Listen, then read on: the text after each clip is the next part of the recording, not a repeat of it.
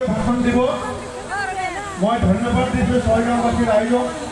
শেষত মই এষাৰ কথাই কৈছোঁ যে অসমৰ ৰাইজৰ যিটো মূল চিন্তা সেই চিন্তাটো কি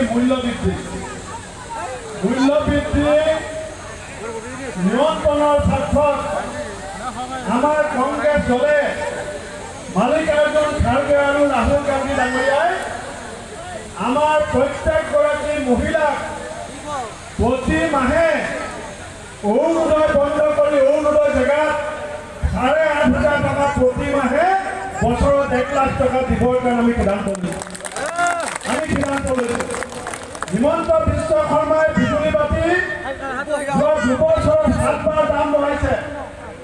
আমি কংগ্ৰেছে সিদ্ধান্ত লৈছোঁ আপোনালোকে যেতিয়া আমাক ক্ষমতা দিব আমি প্ৰত্যেকটো সাধাৰণ পৰিয়ালক প্ৰতি মাহে